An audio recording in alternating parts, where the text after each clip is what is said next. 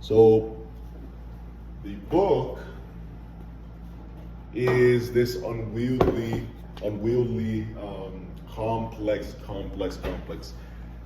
book that, how do I even explain this? Other than to start with talking about the concept of a prefix.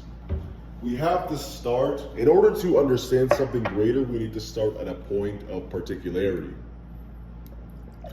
Meaning, we have to start with something we are already knowledgeable of. We need to start with something that we know of. To know something greater, we must start at an axiom. We must start at a knowledge that we already understand. I think that concept makes sense, right? We need to, when we want to think of a new idea, we got to start with something that we already know. Logically. We got to start by talking about something we already know of in some way. Otherwise, there is no ability for us to challenge this concept to form the new concept, right?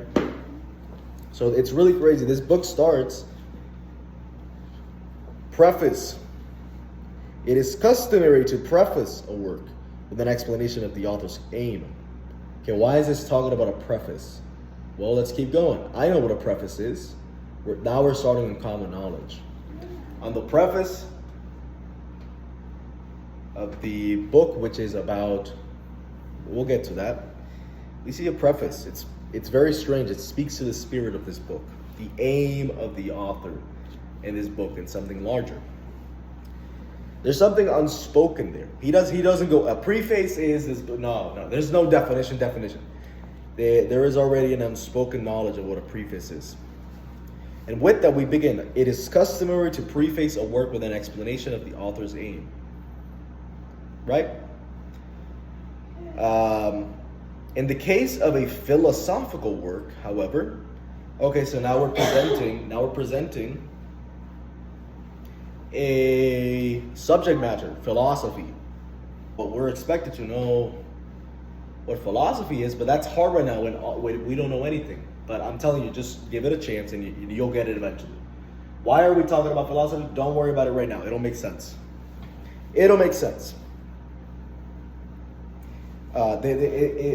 fact that we are speaking about philosophy speaks to the spirit of something greater, which is done by Hegel here, this book.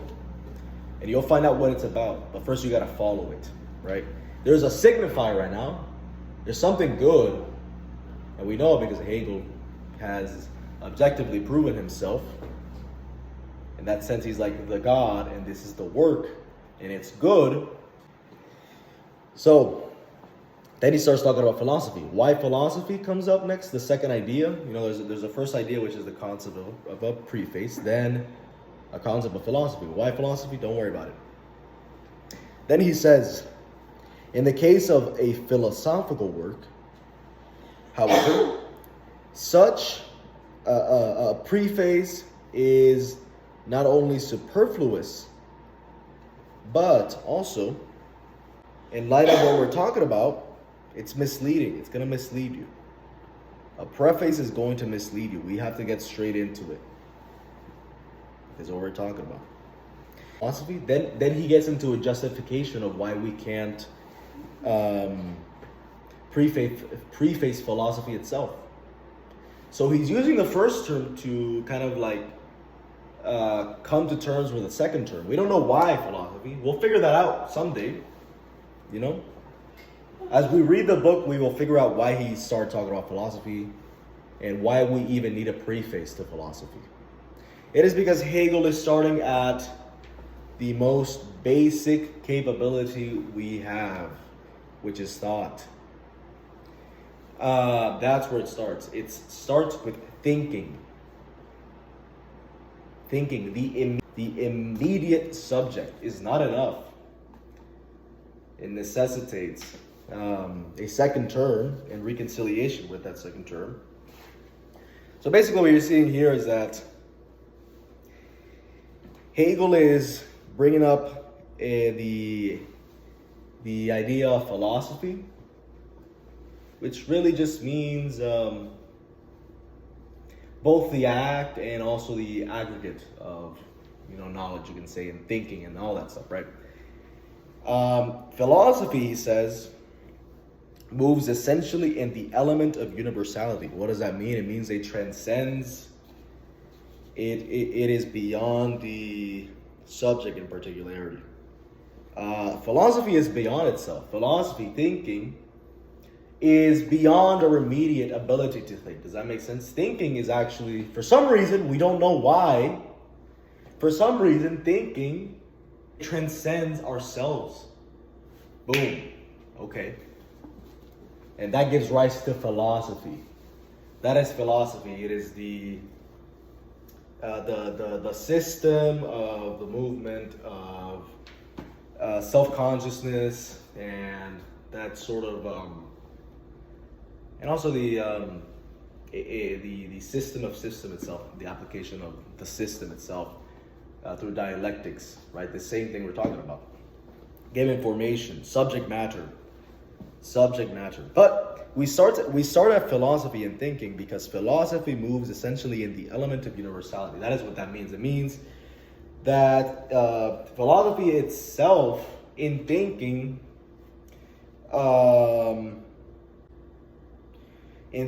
we already have the subject matter itself, if that makes sense. It means in thinking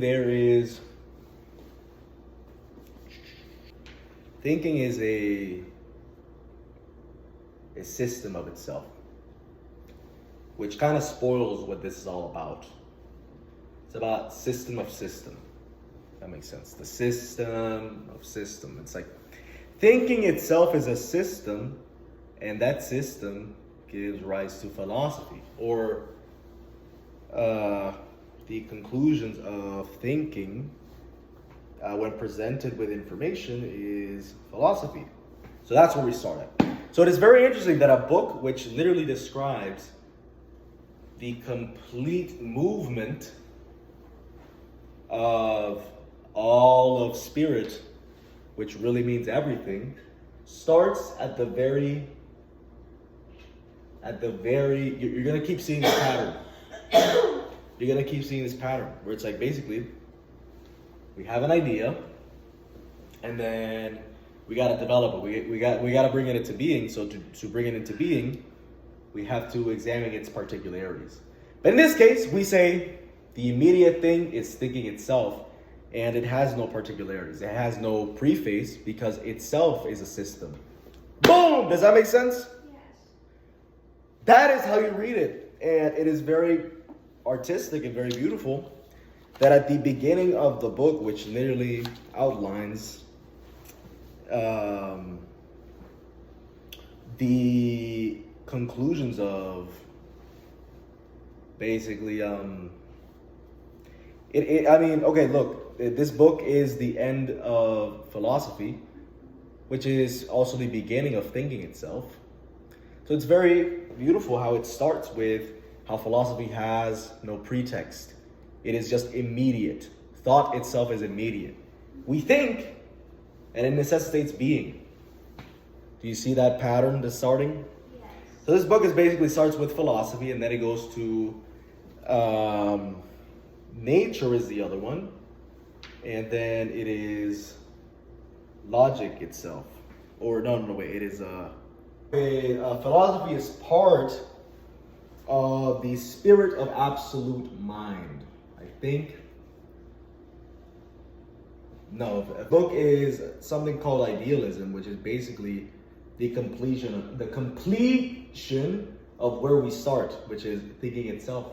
And the system of thinking is philosophy. So it's very cool how it starts talking about the preface of philosophy itself and saying that it has no preface. That the immediate thing we're confronted with, which results in philosophy, has no, is itself a system. So that's what this first thing means.